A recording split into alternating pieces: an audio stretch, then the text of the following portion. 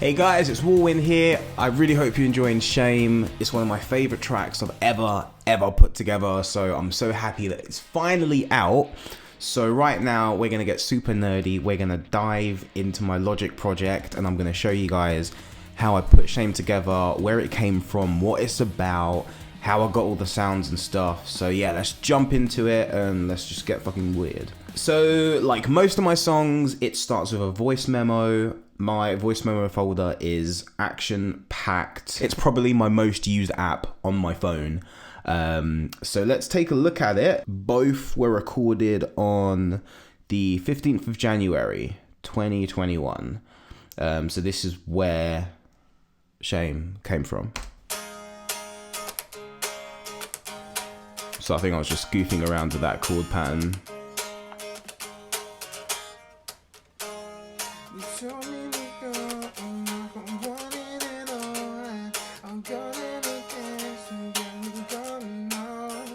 I'm not saying anything.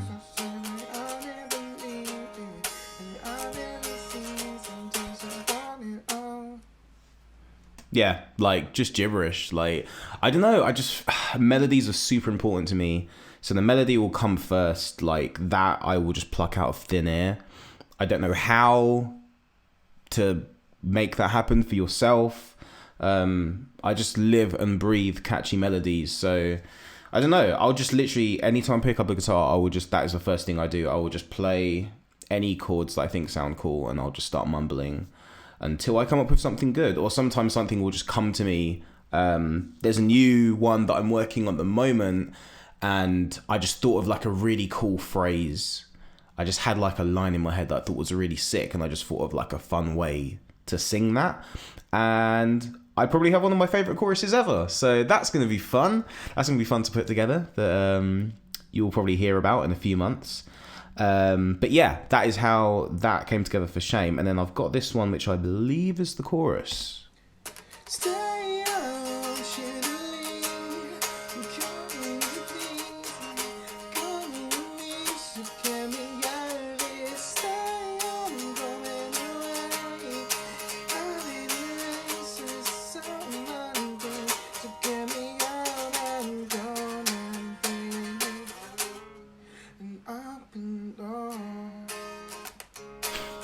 Yeah, like, yeah, it's just not anything. Like, it's just kind of whatever.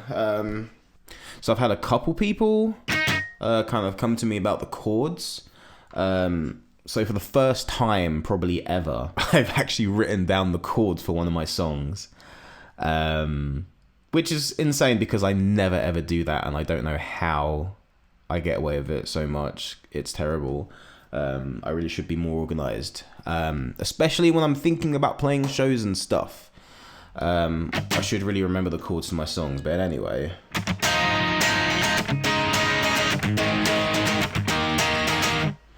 So, the chords for this. So we've got capo on 4, and it's in drop D. Drop D is just my default. It just works for me. It's just such a vibe.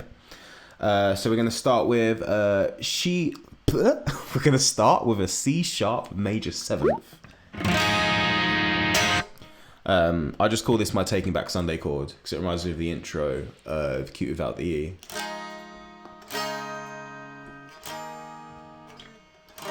That's right. Your lipstick is colored, don't bother, angel. I know exactly what goes on. Yeah, so you've got your C sharp minor 7th. And then we're going to move to an A sus2, an A suspended 2, which is basically the same, but we're just going to take off the 4th fret and go open.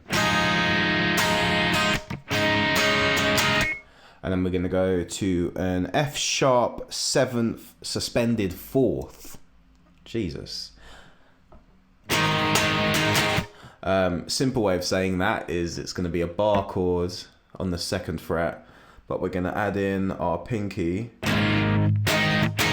on the 4th fret of the G string. So we've got...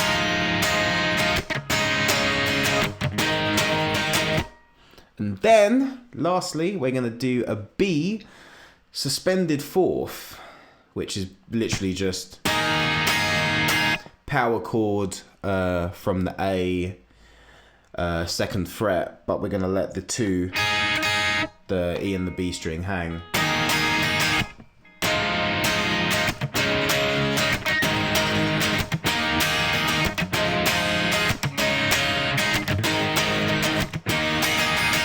That's literally it.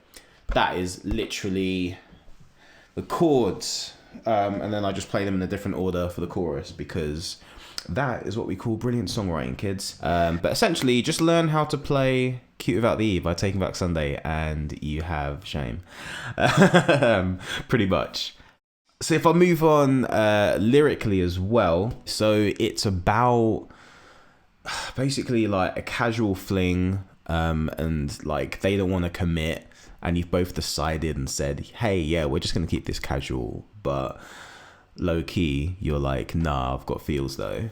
And you know, like, I feel like we've all been in that situation where, I just feel like we've all been in that situation, and they've got a million of different excuses. Like, they've had something like their parents split, and, you know, they've been just fucked over a million different times in different relationships, so they just don't believe in love anymore, which is quite sad, really. And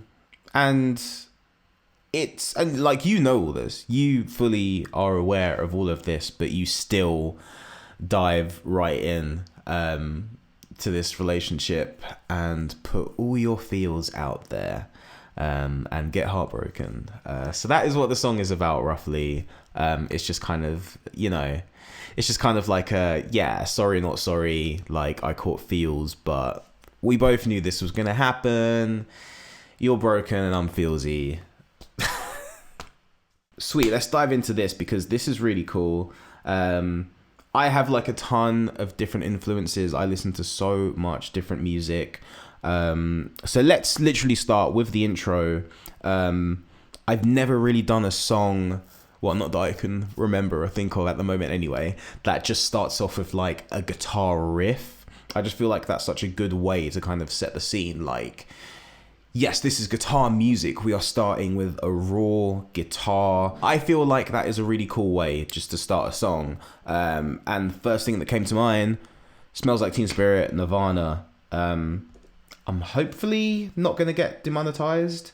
I'm just going to play like a little clip for the 2 people in the world that haven't heard Smells Like Teen Spirit.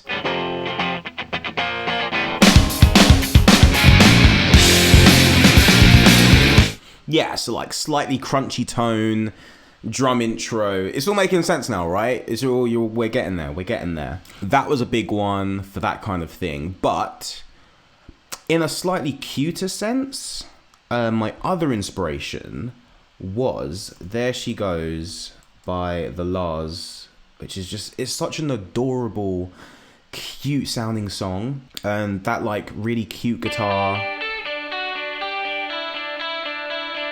that's a big part of Shame as well. We're going to dive into this in a sec.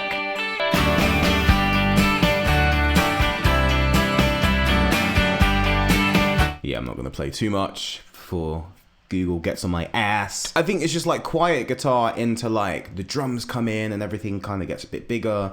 This is obviously less abrasive than Smells Like Teen Spirit, Nirvana. So this is kind of like a little meet in the middle, if you will. So that's kind of the more where the like 90s kind of influence of it comes in. Just very like teen, like Saturday afternoon at the mall kind of vibe.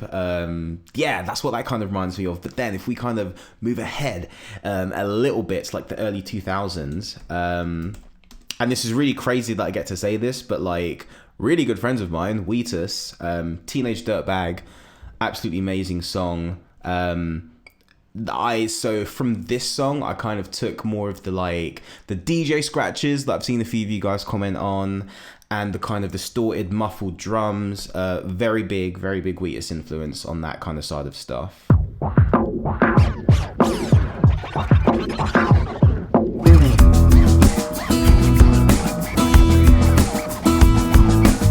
It's just the best song ever.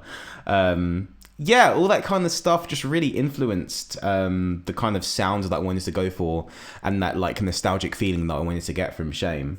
And then lastly, if we go even more recent, Pale Waves. I know a lot of you have said it kind of gives you Pale Waves vibes. I think the song that probably captures it the most is Wish You Were Here. Again, just a really cute song. My hand on your face, a fluttering chest. All pain was erased, it passed every test. It's that like kind of sweet jangle, again with a little cute ding ding ding ding, just that little like, yeah, it's just lovely. Just all those kind of layers and cuteness. There's something about that kind of guitar with the more hip-hoppy electronic drums. When they meet in the middle, you get cute 90s, early 2000s vibes. And that is the kind of secret ingredients of Shame, I feel. I think that's what was kind of swirling around in my head at the time, that really made the song what it is. So yeah, they're the influences, they're the chords, they're the lyrics, that's what that's about. So let's get super nerdy now and let's dive into the Logic project and have a look at some of the stems. Okay, Logic is open. We are looking at the project. So first and foremost, let's give a shout out to Get Good Drums, Modern and Massive. This is my like go-to. They did like a random lockdown deal.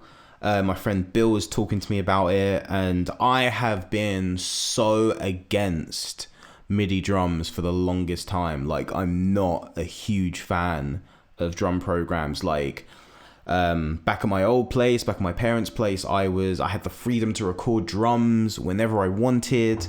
I had like a full mic set up and everything, and it was so good. It was so good to just like record real live drums. So I don't feel like many people really have the option to do that nowadays. Like, it's very expensive to do at a studio, and then if you want to do it at home, it's very hard to get a really good sound.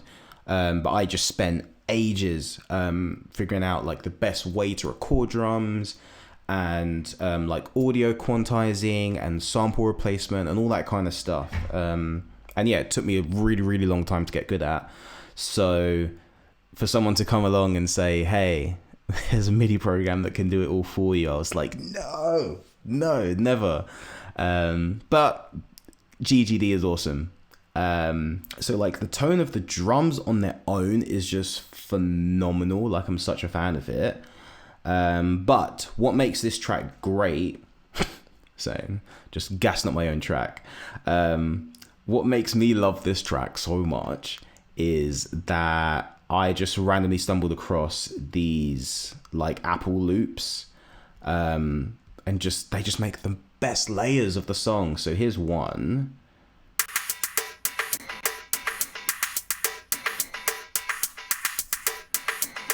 It's like a kind of Michael Jackson kind of tone. It reminds me of something like he would do. And we got this one.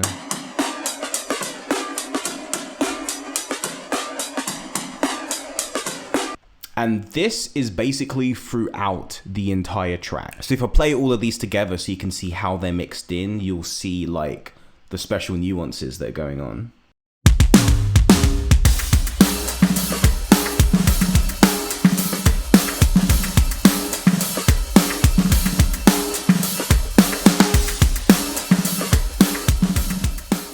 And then once we're here, I'll give you guys a little pro tip that every band does. I've heard this in so many pop punk records, alternative rock records, everything.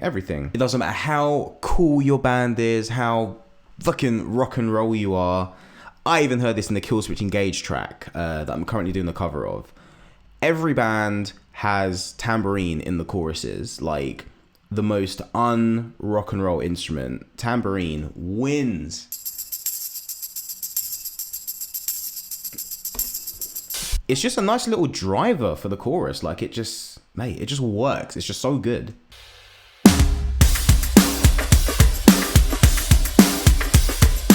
Hey, it's a guitar track. Let's take a look at some of the guitars. So I'm using a Kemper and they are amazing and the tone is so good. But obviously, like, it's very hard to get that like authentic room tone. So I literally just have a room tone to like for the intro. This is literally it. So that is just in the background of the intro guitar.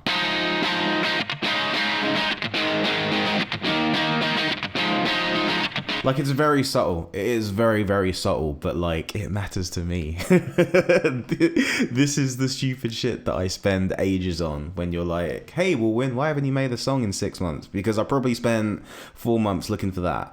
That is probably the reason why. But I was like A-Bing this and Teen Spirit and just being like, okay, why does that sound really badass and like really raw and really cool? And yeah, just that was what my mind came up with. That was a solution for me, I guess. So obviously we've got that, and then we have the stereo guitars kind of kick in once that plays out.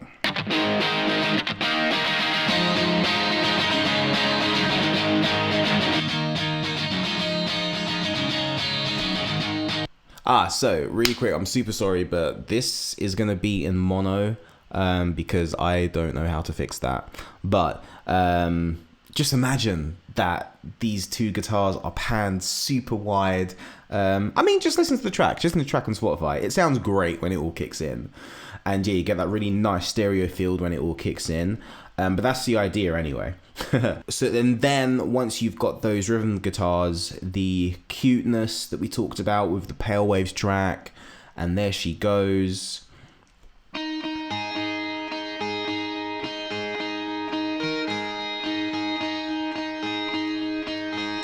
That is all single coil tone on the Fender. I believe the Kemper profile I'm using on this is from a JCM 800. Again, just like a really nice warm tone. Nothing too crazy. Like, I was going to go for a Fender tone, but I think it was just a bit too twangy. And this was just a nice compromise of that, like Fender guitar with a nice Marshall amp. Can't go wrong. And then pre-choruses, we've got some nice little palm mutes going on, which are really fun. And then you pair those with the lead.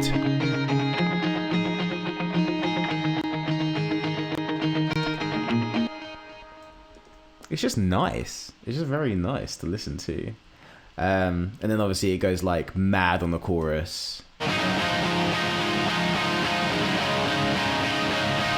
It's heavy, but it's still, you can still hear that like single coilness in there. I've done this so many times where I've had an idea of a song and my natural instinct is to just go like emo as fuck, and I'll just use like the most gain humbucker style just because that is like the tone that just sits in my heart.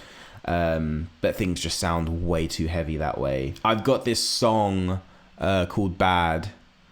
I think it's still on Spotify actually, and it's just funny to me because my idea of that song when I was writing it was like a Katy Perry, very fun, like waking up in Vegas kind of song, but I just kept on adding more distortion and more lead, and it was more 4 Years Strong than Katy Perry, and I was just like, how have I ended up so far from where I intended? And it was all down to the tone. It was literally all down to the guitar tone I was using. I rolled back some of it, replaced some of the guitars with synths, and voila, it was a pop song again. And speaking of synths, there's a little bit going on in this. We've got a couple of little bits going on. I like to use Massive by Native Instruments. It's simple, it does the trick. And I've got some lovely presets that I've been able to find online that just really work for me.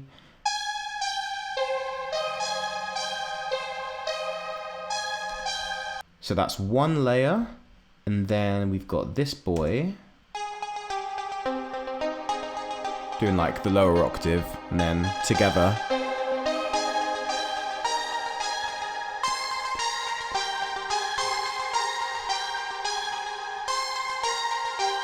I love this bit.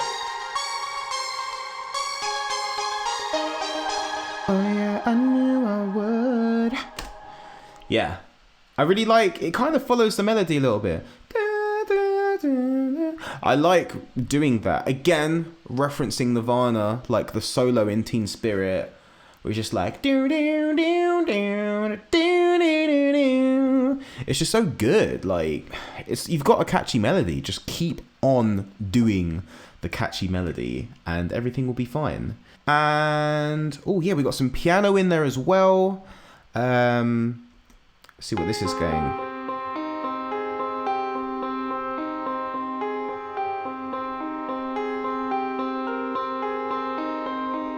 That's like super haunting on its own. That's crazy. I actually forgot that was in there. I completely forgot about that. Honestly, like when I'm producing, I am in such a zone and like my mind is just like boom, and I'm just here. So like this is just me reminding myself what I actually put into this song. But I think that's pretty much everything musically. I mean, obviously there's bass if you want to hear the bass. Don't know why.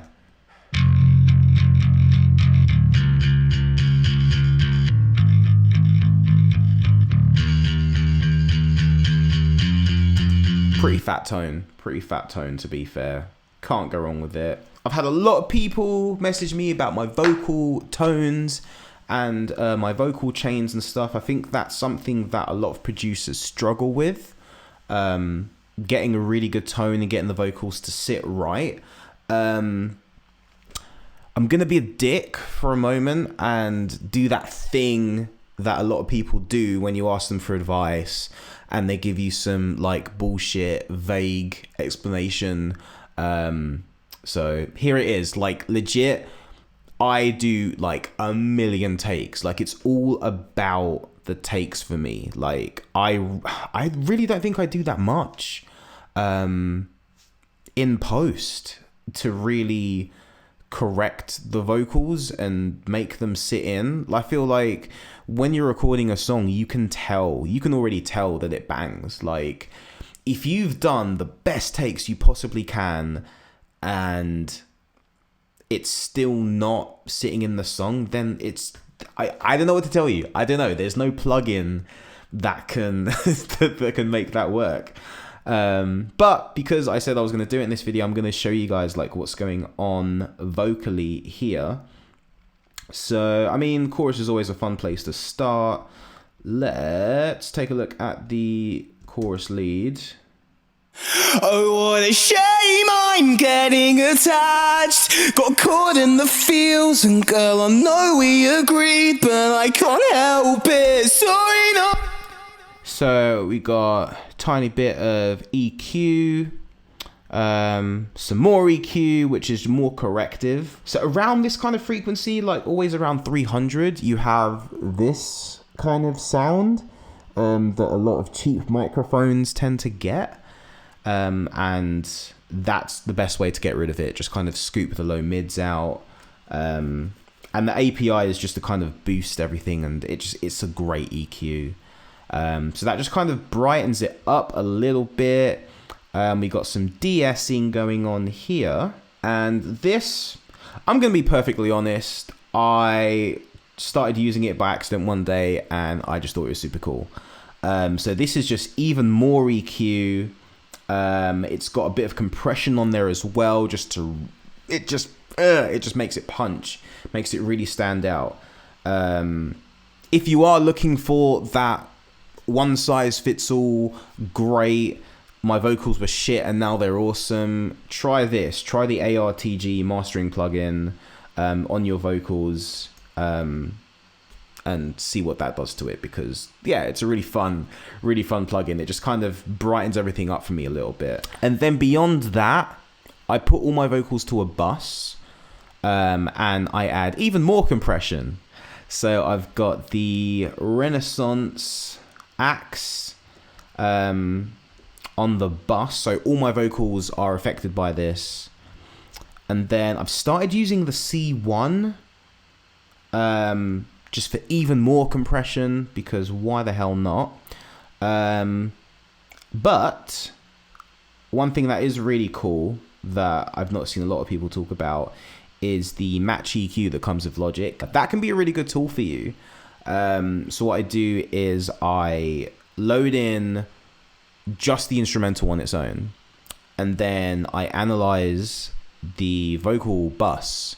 It tells you where the vocals and the music meet, so that you can then reverse that. If you use it correctly, it's kind of a cheat to figure out where the vocals can pop out from the music. And then once I've done that, technically it might be correct, but I just might want to correct a few things, which is what I've done here. And I've just rolled a little bit of top end off of the vocals. And that is pretty much my chain. Like compression and EQ, but lots of it. Like lots of it. Cool. So I mean, that's the lead vocal. We've got a double in there. Oh, what a shame I'm getting attached. You hear that? Got caught in the feels, and girl, I know we agreed, but I can't help it. Sorry. You cannot copy and paste this. This needs to be a new take because you want those nuances, you want those differences. So yeah, just sing it twice. Every chorus, just do it. Like, it just makes it sound better and just thickens it out. It just makes the chorus stand out a little bit more. So we've got the chorus, we've got the double, and gotta have some harmonies, dude. Fun fact, shout out to Andy Hunter from As December Falls, because I sent this track to him and he was like, yo, it bangs, but where are those Walwin harmonies? And I was like, I don't really, like, I wasn't feeling it. I didn't really feel it until I was really analyzing it and listened back to the track, and I was like, I just can't do a chorus without harmonies. Like, it needed them there, and he kind of woke me up to that. I was thinking, maybe I just won't do them. I just couldn't find a harmony for that chorus, and it took me about like 20 listens back of a final mix to be like, I really should record some harmonies in. It just needs it. So I'll play them on their own and then show you obviously how they weave into the track. Shame I'm getting attached, but I can't help it. Sorry, not sorry, I lied. Oh yeah, I knew I would. Again, I forget what I put into this song. So some of these are doubles, some of these are harmonies. There's a lot going on, but essentially, like, it's just so important to like thicken out choruses. So it just makes them so big. It just makes everything stand out. So what I'm gonna do is I'm gonna solo the whole vocal bus. We'll listen to that as a whole. Oh, what a shame I'm getting attached. Got caught in the feels, and girl, I know we agreed, but I can't help it. Sorry, not sorry, I lied. When I got to know you, I felt so deep, just like I knew I would. Oh yeah, I knew I would. Yeah, I think just having that double track in there, it gives it like this chorusy, phasey effect that's super fun. And yeah, it makes it sound more chorusy. Sorry, that was dumb. But it's true. It's true. If I take this apart real quick, I'll show you what the scratches started off as. So this is a sample that I got off online. Just like a random royalty-free sample. That was it. That's the whole loop. And I just turned that into its own thing and just spliced it together.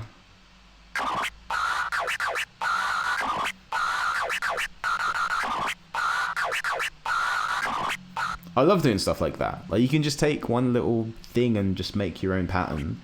And then obviously that just goes behind the drums. Cheeky bit of phaser. A bit of that Travis Barker Blink influence, and yeah, you got a nice little thing. And again, it's that cute guitar that makes it work. It really just.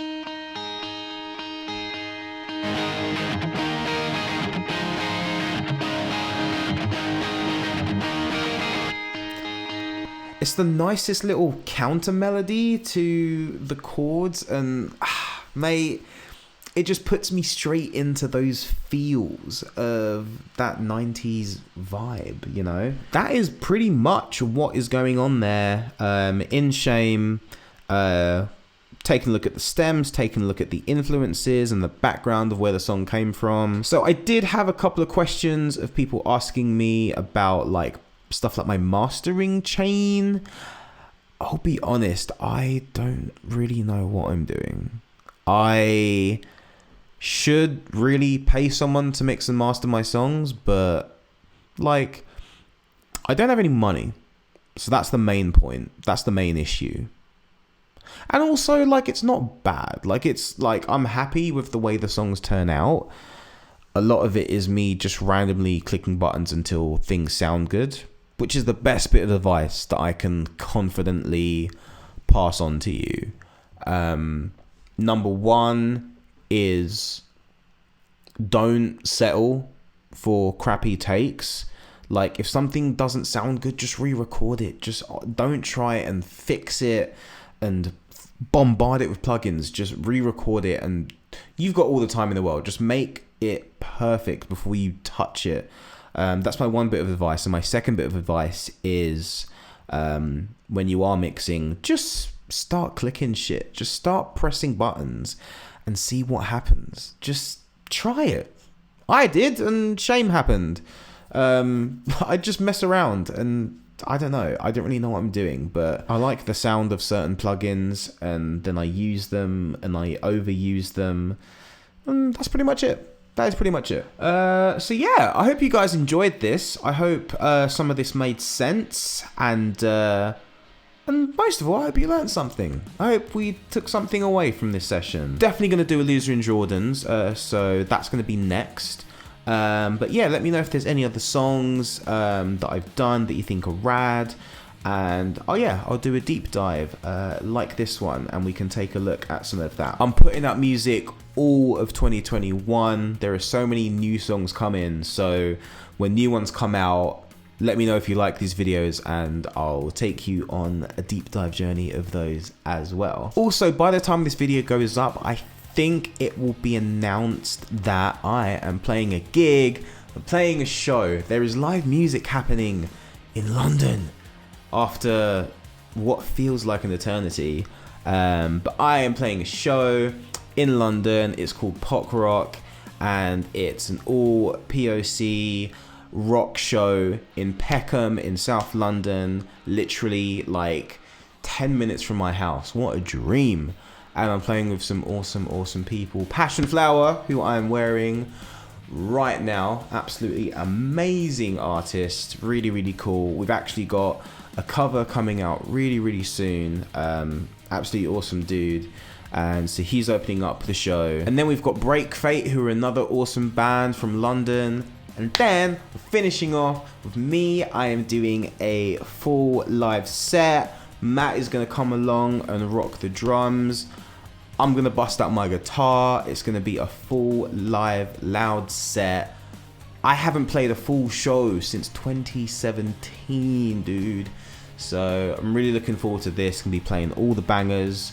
We're just putting the set list together at the moment. Shame is going to be on there. A Loser in Jordans is going to be on there, and pretty much every song that I brought out recently, I'm going to jam it. So that's going to be fun.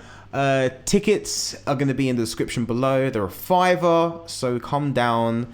But yeah, 30th of June, playing Pop Rock, South London, Peckham Audio. It's going to be a vibe. Let's check it out. Let's rock.